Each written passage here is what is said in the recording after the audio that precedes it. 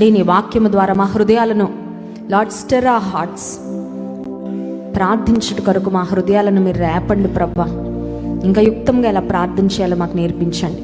నేను సంపూర్ణంగా మీ సిలువ చాటు మరుగుపరిచి మీ నోటి బురుగా వాడుకొనమని యేసు నామములో ప్రార్థిస్తున్నాము తండ్రి, ఆమెన్. ఎఫెసీ పత్రిక 6వ అధ్యాయంలో 10వ వచనంలో మనం చూస్తే జీవితం అనేది ఒక పోరాటమని, ఆ పోరాటము శరీరులతో కాదు, మనుషులతో కాదు, కానీ ఆకాశ మండలమందున్న దురాత్మ సమూహములతో, అంధకార సంబంధులకు లోకనాథులతో అనే మాట పౌలు భక్తుడు ఎఫెసీలో ఉన్న సంఘానికి జ్ఞాపకం చేస్తూ దేవుడిచ్చే సర్వాంగ కవచాన్ని ధరించుకోవాలని, సర్వాంగ కవచంలో ఉన్న ది ఆర్మర్ ఆఫ్ గాడ్ అనే ఆ అంశంలో ఉన్న 6 విషయాలు చెప్తారండి. 6 విషయాలు తెలియజేసిన తర్వాత ఇన్ కంక్లూజన్ చివరి మాటలుగా ఈ 6 విషయాలకు పైన ప్రార్థన అనే ఆయుధము ఎంత ప్రాముఖ్యమైనదో దాన్ని గూర్చి అపోస్తలుడైన పౌలు భక్తుడు ఇక్కడ ప్రస్తావించినట్లుగా దేవుని వాక్యంలో గమనిస్తున్నాం. ఈ 18వ వచనాన్ని ఒక్కొక్క పదం మనం ఆలోచించి ధ్యానం చేసుకుంటూ ముందుకు వెళ్తే చాలా శ్రేష్టమైన విషయాలు దేవుడు మనతో మాట్లాడతాడు. గమనిద్దాం. 18వ వచనం ఎఫెసీ పత్రిక 6వ అధ్యాయం.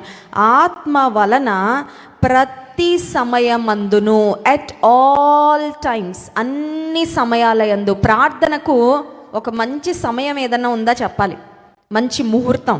చూడండి, కొంతమంది ముహూర్తం అనే మాట బాగా వాడుతాం. టైం రావాలండి. దేనికండి? టైం రావాలండి.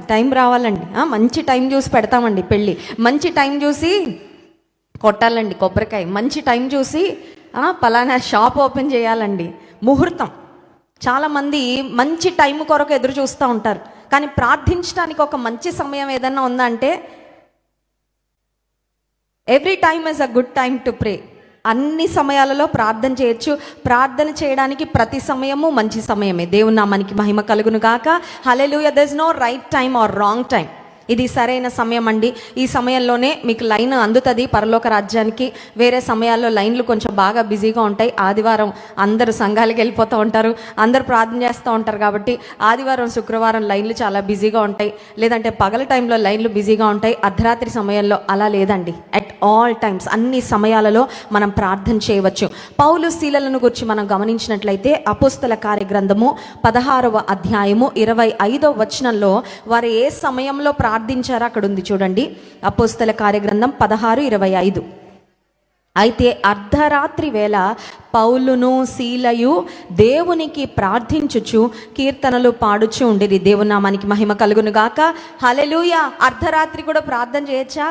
Mid night is also a good time to pray. ప్రార్థించడానికి అర్ధరాత్రి కూడా మంచి సమయమే. అర్ధరాత్రి కొన్నిసార్లు మనకు నిద్ర పట్టదు. అర్ధరాత్రి కొన్నిసార్లు మెలకు వచ్చేస్తూ ఉంటుంది. అర్ధరాత్రి కొన్నిసార్లు మరి మనసంతా కలవరంతో దిగులుతో నిండిపోతూ ఉంటుంది. కొన్నిసార్లు డాక్టర్స్ చెప్పే మాట ఏంటంటే చీకటి పడిన తర్వాత మరి బయట ఉన్న చీకటిని బట్టి కూడా మానసికంగా కొంచెం లోలో ఉంటారంట వ్యక్తులు. సో కొన్నిసార్లు నిరాశ అనేది పగలు రాదు, రాత్రి వస్తూ ఉంటుంది. సో నిరాశకరమైన ఆలోచనలు, బాధించే తలంపులు వచ్చినప్పుడు అర్ధరాత్రి సమయంలో, మధ్యరాత్రి వేళ నీకు నిద్ర పట్టని సమయంలో కూడా ఆ సమయాన్ని నువ్వు దేవునితో మాట్లాడడానికి, దేవునితో సంభాషించడానికి, ప్రార్థించడానికి ఉపయోగించవచ్చు. మార్కు సువార్త 1వ అధ్యాయం 35వ వచనంలో యేసయ్య ఏ సమయంలో ప్రార్థన చేశారో ఉంది చూడండి. మార్కు సువార్త 1వ అధ్యాయం 35వ వచనం. ఆయన పెందల కడనే లేచి ఇంకను చాలా చీకటి ఉండగానే బయలుదేరి. పెందల కడనే, ఎర్లీ ఇన్ ద మార్నింగ్ అనే మాట ఉందండి బైబిల్లో. ఎర్లీ ఇన్ ద మార్నింగ్, ఇంకా చీకటి ఉండగానే. ఈ కాలం వాళ్ళు mostly night owls, early birds ఎవరు ఉండట్లా. ఎర్లీ బర్డ్స్ అని ఎవరిని అంటారంటే పొద్దునే లేసేవారిని. నైట్ ఔల్స్ అంటే ఎవరిని అంటారంటే గుడ్లగూబలు రాత్రి మెలకుగా ఉంటాయంట. మరి మనలో చాలామంది, నేను కూడా కలుపుకుంటున్నా, నైట్ ఔల్స్ కేటగిరీలోకే వస్తాం కదండి. ఎందుకంటే ఉదయం చాలా కష్టం అండి లేవడం. రాత్రి ఎంతసేపు ఉండమన్నా, తెల్లవారుజాము వరకు ఉండమన్నా ఉంటానండి, కానీ ఉదయం మాత్రం చాలా. But early in the morning, తెల్లవారుజామున పెందల కడనే, అది ఒక మాటలో చెప్పాలంటే దిన ప్రారంభము, the best time of the day. నీ దినాన్ని నువ్వు దేవునితో ప్రారంభించడం కన్నా ఇంకా శ్రేష్టమైన అనుభవం ఏది లేదు. చాలాసార్లు మనం ఎక్కువ పనులు ఉన్నాయని ఉదయం తక్కువసేపు ప్రార్థన చేసుకున్నానండి, ఎక్కువ పనులు ఉన్నాయి కాబట్టి తక్కువసేపు ప్రార్థన చేసుకున్నానండి అని ఒక ఎక్స్క్యూజ్ మనం ఇస్తూ ఉంటాం. కనుక దైవజనుడు ఏమంటాడంటే, నాకు ఈరోజు ఎక్కువ పనులు ఉన్నాయి కాబట్టి నేను ఎక్కువ సమయం ప్రార్థనలో గడుపుతున్నాను, ఎందుకంటే నాకున్న ఎక్కువ పనులకు నాకు దేవుని సహాయం ఎక్కువగా కావాలి కాబట్టి. సో ప్రార్థించడానికి ఎప్పుడు కూడా మనం సాకులు, ప్రార్థించకుండా ఉండడానికి మన సాకులు వెతకడానికి వీలు లేదు. ఉదయకాలమున పెందల కడని యేసయ్య లేచి ఆయన ప్రార్థించడానికి బయలుదేరారు అనే మాట చూస్తున్నాం. దానియేలు గురించి మనందరికీ తెలుసు, దినానికి ముమ్మారు, probably it was morning, afternoon and evening, దినానికి ముమ్మారు he had a prayer schedule. ఏంటంటే ప్రేయర్ స్కెడ్యూల్ అంటే ప్రార్థించడానికి ఒక టైం టేబుల్ లాగా వేసుకున్నారనమాట. మనకు కూడా స్కెడ్యూల్ ఉంటుంది. దేనికి ఉంటుంది? ఈటింగ్ స్కెడ్యూల్ కదండి. ఉదయము 9 గంటలకు బ్రేక్ఫాస్ట్ టైము, మధ్యాహ్నం 1 గంటకు లంచ్ టైము, ఈవినింగ్ 9 గంటలకు dinner time. We have a schedule. We have a schedule for exercise, we have a schedule for food. తప్పనట్లేదండి, నేను తప్పనట్ల. భోజనానికి సమయం పెట్టడం అవసరమే, మరి దేహం సర్వైవ్ అవ్వాలి కదా.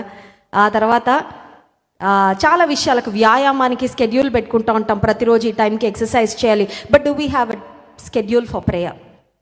ప్రార్థించడానికి స్కెడ్యూల్ కలిగి ఉన్నాడు ఎవరంటే దానియేలు. అందుకే that is the reason he was a successful man. దానియేలు గ్రంథంలో మనం గమనించినట్లయితే చాలా శ్రేష్టమైన అనుభవాలు దానియేలు జీవితంలో ఉంటాయి. అంత మాత్రమే కాదు, దేవుడు ఒక ప్రత్యేకమైన కృపనిచ్చి దానియేలు ప్రవక్తను దేవుడు హెచ్చించి వాడుకున్నాడు. ఆయనను గూర్చి దేవాది దేవుడు పలికించిన మాట ఏంటంటే, దానియేలు నీవు బహుప్రియుడవంట. దేవుని నామానికి మహిమ కలుగును గాక. దేవుడు మనల్ని ప్రియురాలు, లేదంటే నువ్వు నాకు ఇష్టం. ప్రియుడు, ప్రియురాలు అంటే ఏంటంటే someone who is loved by God.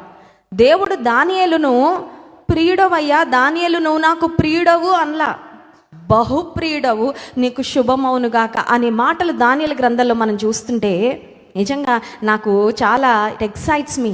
దేవుని చేత బహుప్రియుడు అని పిలువబడ్డాడంటే దానికి ఖచ్చితంగా దానియేలు జీవితంలో Daniel put extra efforts to spend time with God. దేవునితో సమయం గడపడానికి, దేవునికి ఇష్టడుగా తన జీవితాన్ని మలుచుకోవడానికి ఖచ్చితంగా తను జీవితంలో కృషి చేశాడండి.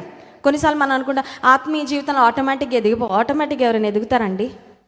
ఆటోమేటిక్గా ఏది జరగదండి. You have to be intentional. నీవు ఉద్దేశపూర్వకంగా దాని గురించిన ఒక గురి కలిగి పని చేసినప్పుడు కార్యాలు జరుగుతాయి.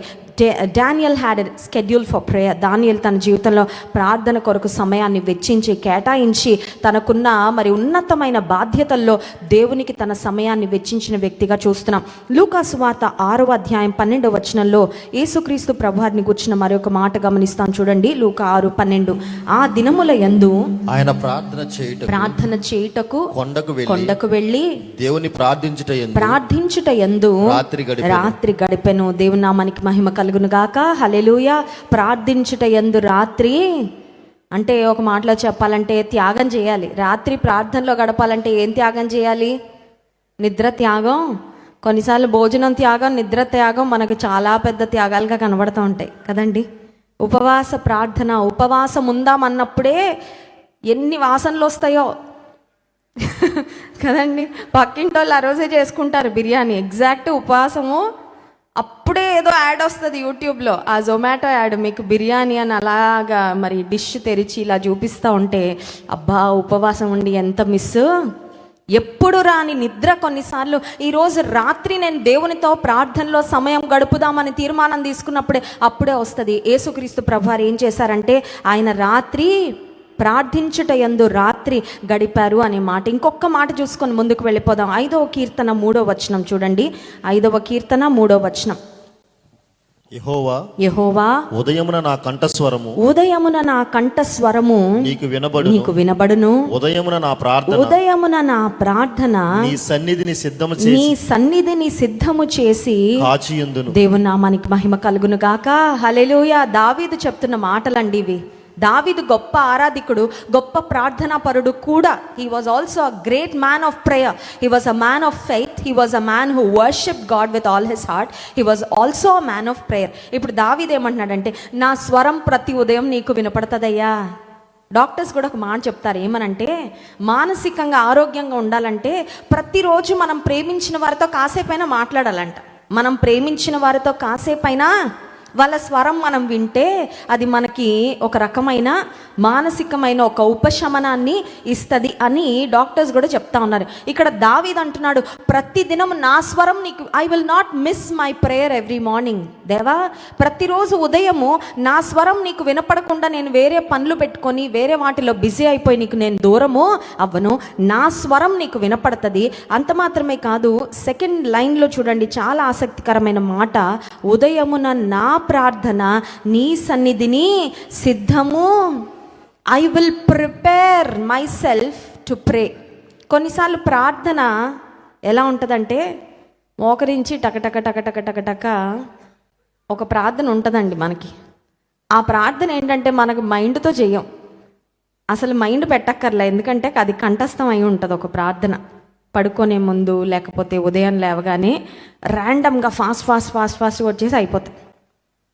ఇక్కడ దావీదు ఏమంటున్నాడంటే, ఐ విల్ ప్రిపేర్. ఏం ప్రార్థన చేయాలో నా దేవునికి నేను సిద్ధపాటుతో ఉదయమునే నా ప్రార్థన నీ సన్నిధిని సిద్ధము చేసి కనిపెడతానయ్యా.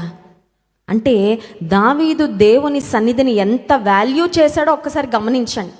మన జీవితంలో ఎంత విలువ ఇస్తున్నాం దేవుని సన్నిధికి, మన జీవితంలో ప్రార్థనకు ఎంత సమయం ఇస్తున్నాము అనే దాన్ని బట్టి మనం విజయవంతమైన క్రైస్తవ జీవితాన్ని కలిగి ఉంటామా లేదా అనేది ఆధారపడి ఉంటుంది. ప్రతి సమయమందు ఎఫెసీ పత్రిక 6:18 ఇందాక చదివాం కదా, ఆత్మ వలన ప్రతి సమయము అంటే బైబిల్ గ్రంథంలో కొన్ని చూసాము వాక్యాలు, అన్ని సమయాలలో ప్రార్థన చేయవచ్చు. ఇంకొక మాటలో చెప్పాలంటే ప్రార్థన అనేది కేవలం మోకరించినప్పుడు, మందిరానికి వచ్చినప్పుడు, ఉపవాస ప్రార్థనకు వచ్చినప్పుడే కాదు, దినమంతా కూడా you can have that continuous communication దేవునితో. దినమంతా కూడా ఒక మాటలో చెప్పాలంటే ఒక అన్ఇంటరప్టెడ్ కమ్యూనికేషన్, దేవునితో డిస్టర్బెన్స్ లేకుండా నువ్వు మాట్లాడుకుంటూనే ఉండొచ్చు. రెండవ మాట దగ్గరకు వద్దాం చూడండి. ప్రతి సమయము నందును ప్రతి విధమైన ప్రార్థన. అక్కడ ఒకసారి ఆగదామండి. ప్రతి సమయమందు ప్రార్థన చేయాలి, అదేంటో మనం ధ్యానం చేసాం. ప్రతి విధమైన ప్రార్థన, ప్రతి విధమైన ప్రార్థన ఇంగ్లీష్ బైబిల్ ఏమని ఉందంటే ఆల్ కైండ్స్ ఆఫ్ ప్రేయర్. ఇప్పుడు ఎన్ని విధాల ప్రార్థనలు ఉన్నాయో ఒకసారి ఆలోచన చేద్దాం. దేవుని బిడ్డలంగా మనం అన్ని విధాల ప్రార్థనలు చేయాలంట.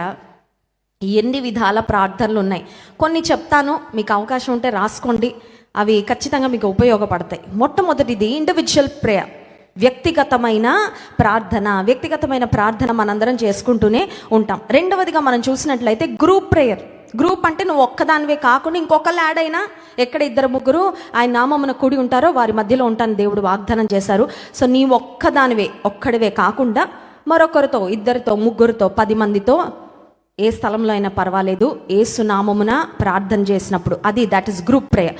మూడవదిగా మనం చూసినట్లయితే congregational prayer or prayer as a church. సంఘముగా మనందరము చేసే ప్రార్థన, అది మూడవ రకమైన ప్రార్థన. నాలుగవ ప్రార్థన ఏంటంటే కుటుంబ ప్రార్థన. ఏ ప్రార్థన అండి? ఇది కూడా చాలా ముఖ్యము. వ్యక్తిగత ప్రార్థన, గుంపుగా 1-2-3 చేసే ప్రార్థన, లేదంటే ఆర్ 2-3 ఆర్ మోర్. మూడవదిగా సంఘంగా మనం చేసే ప్రార్థన. నాలుగవది కుటుంబంగా మనము చేసే ప్రార్థన.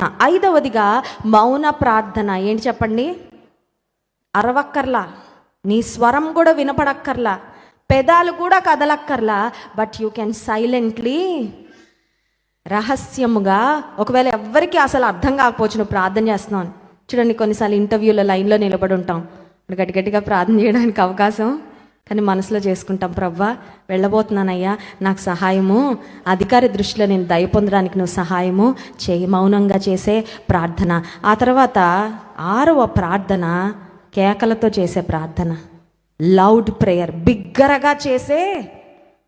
అది చేసావు ఎప్పుడైనా? దేవుని వాక్యంలో మనం గమనించినట్లయితే కొంతమంది కేకలు పెడుతూ చేశారండి ప్రార్థన, because they were so desperate for help.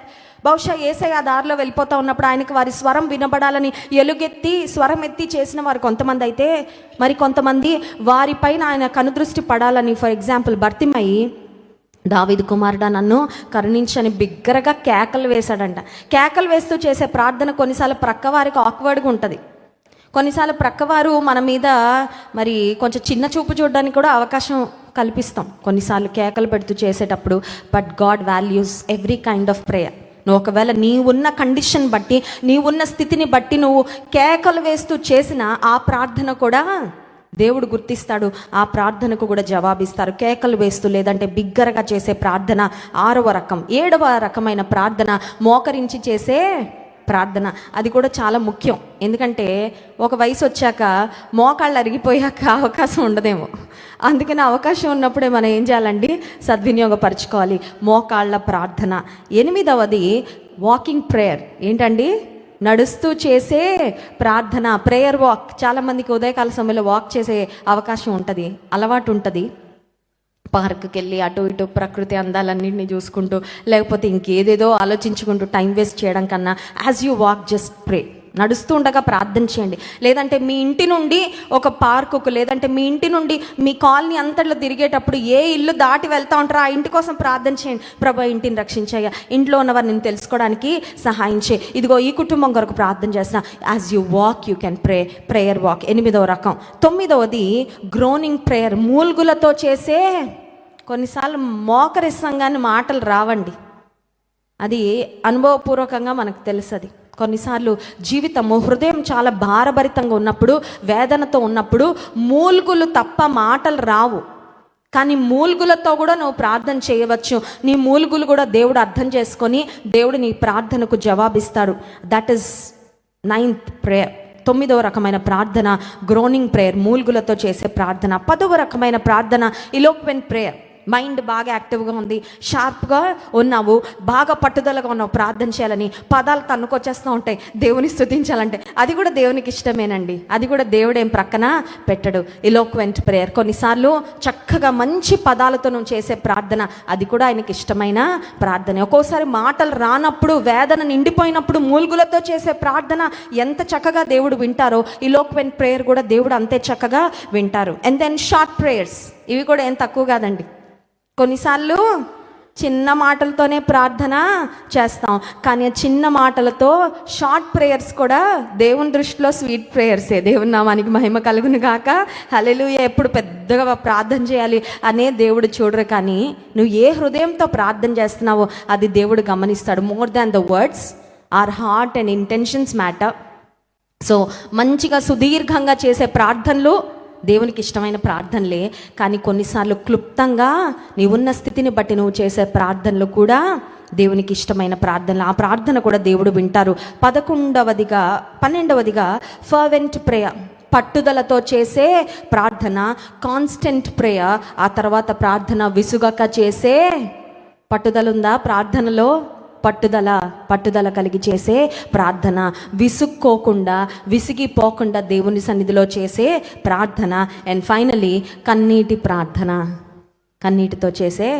కొన్ని చెప్పానండి, ఇంకా ఉండుండొచ్చు చాలా, కానీ ఇవన్నీ ఎందుకు లిస్ట్ డౌన్ చేశానంటే ప్రాబబ్లీ వీటిలో కొన్ని అనుభవాలే మనం కలిగి, కొన్ని మనకు లేవేమో మన ప్రార్థన జీవితంలో. అయితే ఎఫెసీ పత్రిక 6వ అధ్యాయము 18వ వచనంలో దేవుని వాక్యం సెలవిస్తున్న రీతిగా ప్రతి సమయమందు ప్రతి విధమైన ప్రార్థన, విజ్ఞాపన మనము చేయాలి. ప్రార్థనలో ఎదగడము అంటే ఏంటంటే you should learn to grow in prayer. We should learn how to supplicate. ఎలా విజ్ఞాపన చేయాలో, ఎలా ప్రార్థన చేయాలో మనము నేర్చుకోవాలి. నాకు ప్రార్థన చేయడం వచ్చండి, ప్రార్థన చేయడం నాకేమి కొత్త కాదండి అని అనుకోవడం కాదు, కానీ ప్రార్థనలో మనం ఎదగాలి. ఆ తర్వాత మనం గమనించినట్లయితే దైవజనుడి ద్వారా దేవుడు పలికిస్తున్న మాట 18వ వచనం చూడండి.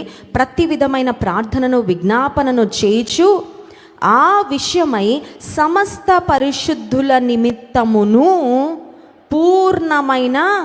ఒక్కొక్క మాట చూద్దామని చెప్పాను కదా. సో ఇన్ని రకాల ప్రార్థనలు, ప్రతి సమయమందు ప్రతి విధమైన ప్రార్థన మన కొరకేనా చేసుకోవాల్సింది?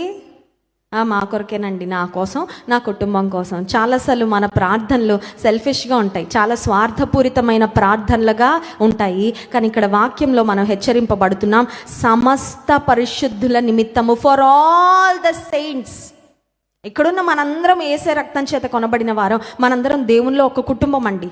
పరలోకంలో కూడా మనందరం కలిసి యుగ యుగాలు దేవుని ఆరాధించి ఆయన సన్నిధిలో ఆనందించబోతున్నాం కనుక మన కొరకు, మన కుటుంబం కొరకు ఎంత పట్టుదలగా ప్రార్థన చేస్తామో, సమస్త పరిశుద్ధుల కొరకు కూడా ఎలా ప్రార్థన చేయాలంట? పూర్ణమైన పట్టుదలతో.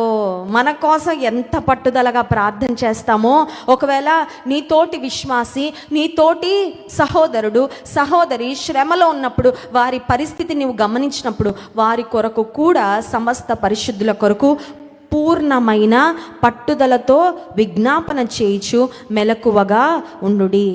నిజానికి ఈ సర్వాంగ కవచాన్ని గూర్చిన వాక్య భాగము తరువాత ప్రార్థనను గూర్చి దైవజనుని ద్వారా దేవుడు ఎందుకు రాయించారు అని మనం జ్ఞాపకం చేసుకుంటే, ఇక్కడ మరి ఒక మాట మనం గమనించాలండి. కొన్నిసార్లు ఆత్మ సంబంధమైన ఆయుధాలన్నీ మనం ధరించుకొని, సర్వాంగ కవచం అంతటిని ధరించుకొని, ఒకవేళ ప్రార్థన మన జీవితంలో లేకపోతే, we will be like a soldier who is equipped for war but who never goes in to war. అంటే అర్థం ఏంటంటే, ఆయుధాలన్నీ ధరించుకొని ఒక సైనికుడు గనక ఇంటి దగ్గర ఉన్నాడు అనుకోండి, ఏమైనా ఉపయోగమా?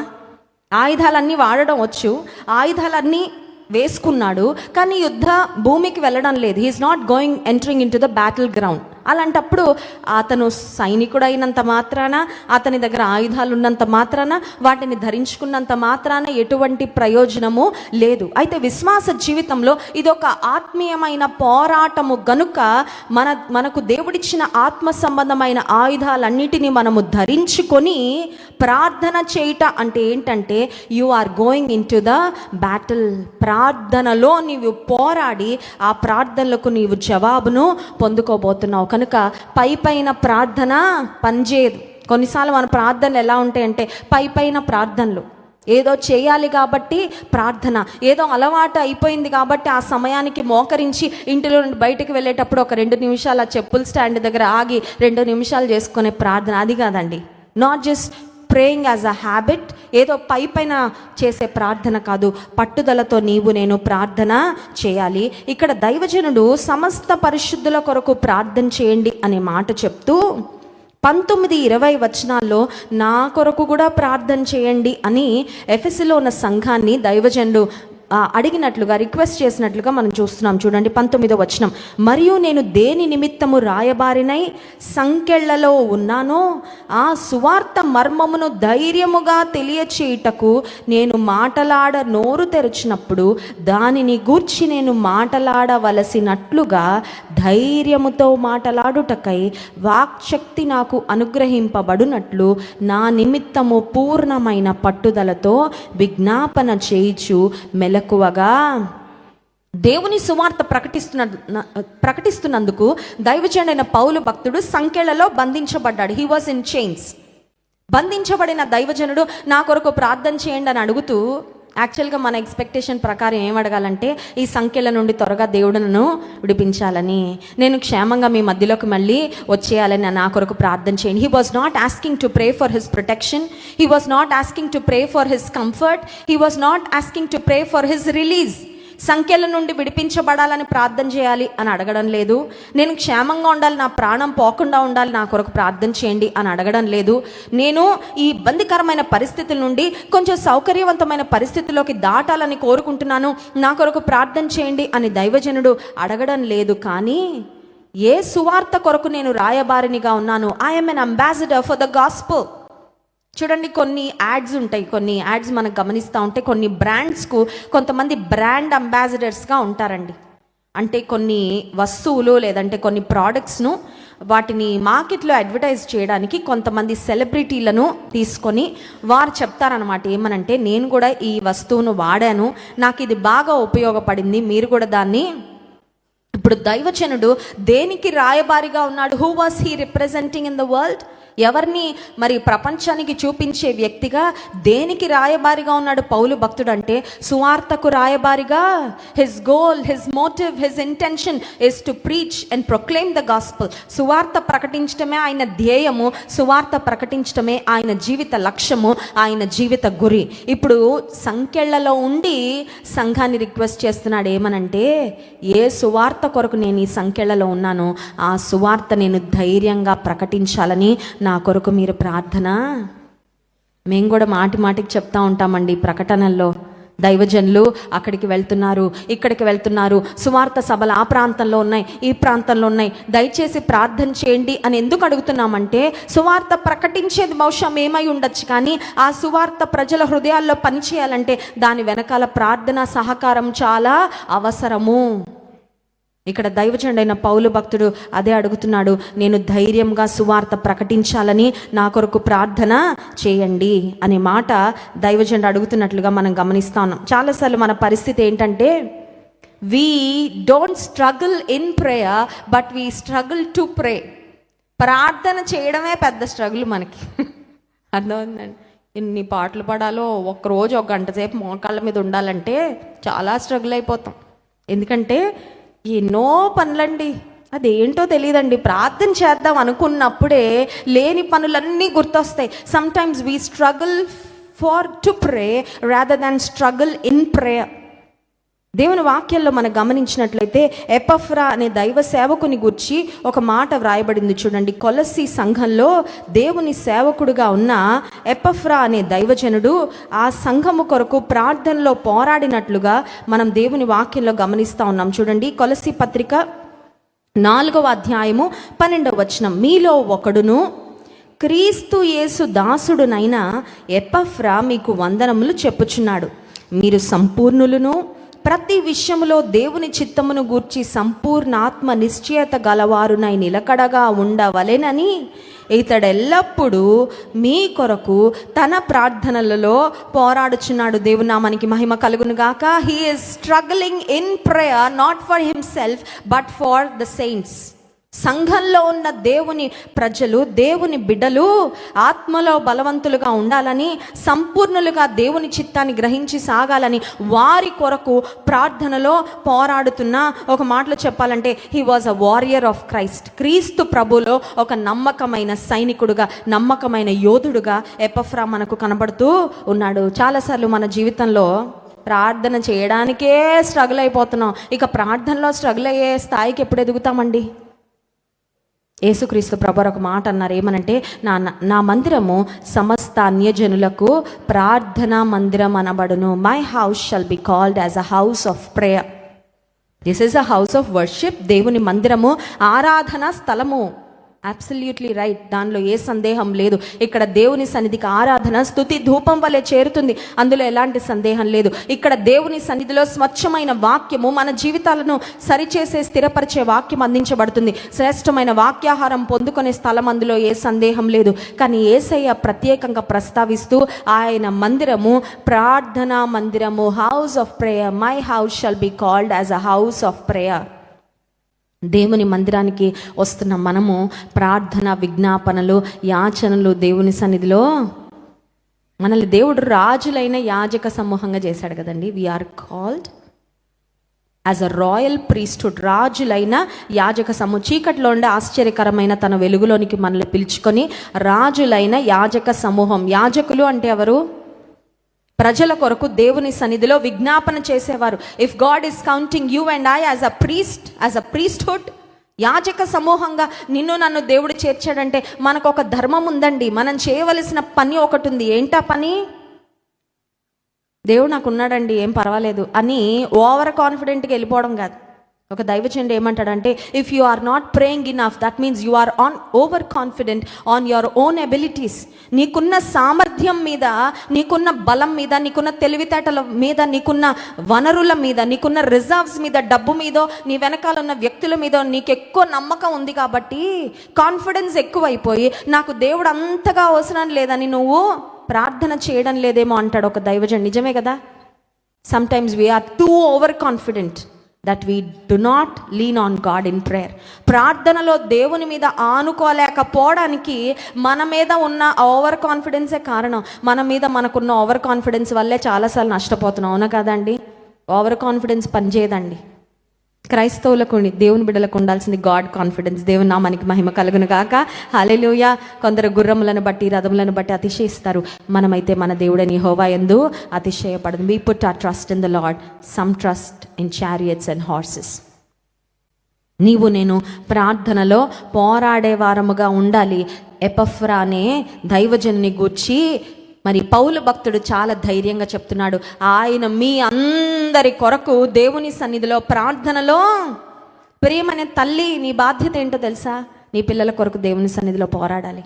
అపవాది వాళ్లను ఈడ్చుకుపోకుండా, అపవాది కబంధ హస్తాల్లో వారు బంధించబడకుండా, ఒకవేళ నరకానికి వెళ్ళిపోతున్నారేమో నీ పిల్లల రక్షణ లేకుండా, వారి కొరకు ప్రార్థనలో పోరాడవలసిన బాధ్యత తల్లిగా నీ మీద ఉంది. నీ తోబుట్టువులు, నీ సొంత తల్లిదండ్రులు ఇంకా ప్రభువును తెలుసుకోలేదేమో, వారి కొరకు ప్రార్థనలో ఏం చేయాలండి? పట్టుదలతో అని ఉంది. అందుకే పట్టుదల అంటే ఏంటండి? పట్టుదల అంటే మనకు తెలుసు కదా, పొందేదాకా, అంతేనా? పట్టుదల అంటే వస్తే రాని లేకపోతే లేదనేది పట్టుదలను. ఇప్పుడు ప్రార్థనలో పట్టుదలతో ప్రార్థన చేయండి అని దైవజనుడు ఎందుకన్నారు? అదే మాట 18వ వచనంలో చూసాము. ఆ తర్వాత 20వ వచనంలో కూడా సమస్త పరిశుద్ధుల కొరకు పట్టుదలతో విజ్ఞాపన చేయండి అని దైవజనుడు చెప్పారు. 20వ వచనంలో నా నిమిత్తము పూర్ణమైన పట్టుదలతో. ఎందుకంటే పట్టుదలతో చేసే ప్రార్థనకే రిజల్ట్స్ వస్తాయి. అప్పుడప్పుడు అలా పైన చేసేసి వదిలేస్తే it's not going to work. పట్టుదలతో ప్రార్థన చేయాలి. ఒక్క మాట చూసుకొని మనం ముగించుకుందాం. చూడండి, 144వ కీర్తన మొదటి వచనం. 144వ కీర్తన మొదటి వచనం. నాకు ఆశ్రయదుర్గమగు యెహోవా, నాకు ఆశ్రయదుర్గమగు యెహోవా సన్నుతింపబడును గాక. ఆయన నా చేతులకు యుద్ధమును, నా వేళ్లకు పోరాటమును నేర్పువాడై ఉన్నాడు. చేతులకు యుద్ధము, వేళ్లకు పోరాటం అంటే మరి యుద్ధాయుధాలు ఎలా వాడాలో చేతులతో నేర్చుకోవడం కాదు. స్త్రీలకు కూడా కొన్ని ఆయుధాలు ఉంటాయి కదా మన కిచెన్లో, కట్లరీ, ఆ తర్వాత నైఫ్స్, అవన్నీ మనకి చాలా ప్రావీణ్యత ఉంటుంది. చాలా వాటిని బాగా వాడగలం. కానీ దేవుడు మన చేతులకు యుద్ధము, మన వేళ్లకు పోరాటము నేర్పించేవాడు. అంటే అర్థం ఏంటంటే, he teachers us to fight in prayer. ప్రార్థనతో పట్టుదల కలిగి పోరాడే యోధులుగా మనల్ని దేవుడు చూడాలని ఆశిస్తున్నాడు. అలా మనల్ని సిద్ధపరుస్తాడంట. దేవుని నామానికి మహిమ కలుగును గాక. హల్లెలూయా. అది ఎప్పుడు సాధ్యం చెప్పమంటారా? ఒక పోరాటంలో పడ్డప్పుడే పోరాటం చేయడం నేర్చుకుంటాం, అంతే కదండి. పోరాటం చేయవలసిన అవసరం రానంత వరకు వీఆర్ ఇన్ కంఫర్ట్ జోన్, క్షేమంగా వెనకాల ఉంటాం. అదే యుద్ధభూమిలోకి ఒక్క తోపు తోసారనుకోండి, రాకపోయినా ఏదోటి చేసేయాలి. ఎందుకంటే లేకపోతే విశ్వాస జీవితంలో కొన్నిసార్లు God pushes us into uncomfortable circumstances. కొన్ని ఇబ్బందికరమైన పరిస్థితులు నెట్టాడు. ఎందుకంటే మన చేతులకు యుద్ధము, మన వేళ్లకు పోరాటం. ప్రార్థనలో పట్టుదలతో పోరాడడం నేర్చుకోవడానికి ఒక్క మాట చెప్పి ముగిస్తాను. దేశ సైనికులు అంటే మనందరికీ చాలా గౌరవం, నిజమే. మన దేశం అంటే మనకు ప్రేమ, మన దేశం అంటే మనకు గౌరవము. నిజమైన క్రైస్తవులు దేశభక్తులు. We all love our country, we all pray for our country and our leaders. అయితే దేశం కొరకు పోరాడే సైనికులు అంటే మనకు చాలా గౌరవం కదండి. కారణం ఏంటంటే వారు తమ ప్రాణాలు అడ్డుపెట్టి దేశం కొరకు, మనందరినీ కాపాడడం కొరకు వాళ్ళు పోరాడుతున్నారు. కాబట్టి మనం ఇక్కడ క్షేమంగా ఉన్నాం. కానీ దేవుడు ఎలాంటి వారి కొరకు చూస్తూ ఉన్నాడంటే, ప్రార్థనలో పోరాడే సైనికుల కొరకు చూస్తున్నాడు. ఈ ప్రార్థనలో పోరాడే సైనికులు ఎవరంటే, they are not just concerned about their comfort, they are not just concerned about their protection, but they are also concerned about the protection of others. నేను రక్షణ పొందితే చాలు అనుకునే వారు కాదు ఆత్మీయ యోధులు. క్రీస్తు యేసు యొక్క మంచి సైనికుని వల్లే నాతో పాటు పోరాడు, శ్రమను అనుభవించని పౌలు భక్తుడు తిమోతికి రాస్తారు. క్రీస్తు యేసు యొక్క మంచి సైనికులు ఎవరంటే, తమను తాము కాపాడుకోవడానికే కాదు పోరాటం చేసేది, తమ వెనకాలన్న కుటుంబము, సంఘము, దైవజనులు, సమస్త పరిశుద్ధుల కొరకు ప్రార్థనలో పోరాడే క్రీస్తు సైనికుల కొరకు దేవుడు చూస్తున్నాడండి. దేవుని నామానికి మహిమ కలుగును గాక. ఒక తీర్మానం తీసుకుందాం. శుక్రవారం ఎన్ని శుక్రవారాలు అయిపోయినాయి మన జీవితంలో. But still sometimes we do not have a strong prayer life. చాలా లోతైన ప్రార్థన జీవితం చాలాసార్లు మనకు ఉండడం లేదండి. వింటున్నాం కరెక్టే, ఆచరణలో పెడుతున్నామా? దేవుని సైనికునిగా ప్రార్థనలో పట్టుదలతో అన్ని సమయములలో సమస్త విధములైన ప్రార్థనలు చేయనట్లుగా దేవుడు మనల్ని బలపరిచి నడిపించునుగాక. ఆమెను. కళ్ళు మూసుకోండి, ప్రార్థన చేసుకుందాం. ఈ ఉదయకాల సమయంలో ఒక తీర్మానం తీసుకుందాం. ప్రభువా, అన్ని సమయములలో, అన్ని వేళలలో, అన్ని విధములుగా నేను పట్టుదలగా ప్రార్థన చేసే వ్యక్తిగా నేను ఉంటానయ్యా. ఒక తీర్మానం తీసుకుందాం. Let us make a decision to pray more, to be a prayer warrior. ఆనాడు ఎపఫ్రా సంఘము కొరకు, పరిశుద్ధుల కొరకు ప్రార్థనలో పోరాడాడు అనే మాట చూస్తున్నాం. ప్రార్థనకు మనం ఇచ్చే ప్రాధాన్యత ఏంటి? ప్రార్థనకు మనం ఇస్తున్న విలువేంటి? దేవా, ఇకనైనా నా జీవితంలో I will dedicate more time for prayer. ఇప్పటి వరకు ప్రార్థనకు నేను ప్రాధాన్యత ఇవ్వలేకపోయాను, కానీ ప్రార్థనకు ఎక్కువ సమయం వెచ్చించే వ్యక్తిగా నేను ఉండాలని కోరుకుంటున్నా ప్రభు. అడుగు, నువ్వు మొదట అడుగు. నువ్వు అడిగితే, ఆశపడితే ఆయన నడిపిస్తాడు, అడుగులు ఆయన వేయిస్తాడు, నీకు అనుకూలత ఇస్తాడు, మనసిస్తాడు. ప్రార్థించుట కొరకు స్ట్రగుల్ అయ్యే వ్యక్తిగా కాదయ్యా, ప్రార్థనలో స్ట్రగుల్ అవ్వాలి, ప్రార్థనలో పోరాడాలి, ప్రార్థించుట కొరకు కాదయ్యా. ఆ స్థితికి నన్ను నడిపించయ్యా. నా కుటుంబం కొరకు, నా సంఘము కొరకు, నా బంధువుల కొరకు, నా ప్రియుల కొరకు, నా స్నేహితుల కొరకు, నశించిపోతున్న ఆత్మల కొరకు, సమస్త పరిశుద్ధుల కొరకు విజ్ఞాపన చేసేవారిగా దేవా మమ్మల్ని సిద్ధపరచయ్యా. ప్రార్థనాత్మతో మమ్మల్ని నింపయ్యా. ప్రార్థన యోధులుగా మమ్మల్ని తీర్చిదిద్దు ప్రభువా. పరిశుద్ధ ప్రేమ కలిగిన తండ్రి, నీకు స్తోత్రాలు. ఈ వాక్యం ద్వారా మాతో మాట్లాడినందుకు వందనాలు. అన్ని సమయములను యందు అన్ని విధములుగా మేము ప్రార్థన చేయాలని మీరు మా జ్ఞాపకం చేసినందుకు స్తోత్రాలు. దినములు గడుస్తుండగా ఎక్కువ సమయం ప్రార్థనలో గడిపేవారుగా మమ్మల్ని సిద్ధపరిచాయి. ప్రార్థనకి ఎక్కువ ప్రాధాన్యత ఇచ్చేవారంగా మమ్మల్ని సిద్ధపరచు. ప్రార్థనలో పోరాడి జవాబులు పొందుకొని అయ్యా, మేము విజయమును చవి చూసి ఎన్నో విజయాలు, ఎన్నో ప్రార్థన విజయాలు మా జీవితంలో మేము పొందుకొని ముందుకు సాగడానికి నీ కృపా సహాయము మాకు దయచేయండి. మేము మీరు అడగకనే పొందకి ఉన్నారని నీ వాక్యంలో ఉంది. నిజమే ప్రభా, కొన్నిసార్లు ప్రార్థన చేయక ఎన్నో పరిస్థితుల్లో మేము ప్రగతి చూడలేకపోతున్నామయ్యా, పరిస్థితుల్లో మార్పు చూడలేకపోతున్నాం. ప్రార్థించే వారముగా ఇక్కడున్న మమ్మల్ని అందరినీ సిద్ధపరచండి. మిమ్మల్ని ఆరాధించి స్తుతించబోతున్న ఆరాధన ఆత్మతో మమ్మల్ని నింపుమని యేసు నామములో ప్రార్థిస్తున్నాము తండ్రి, ఆమేన్.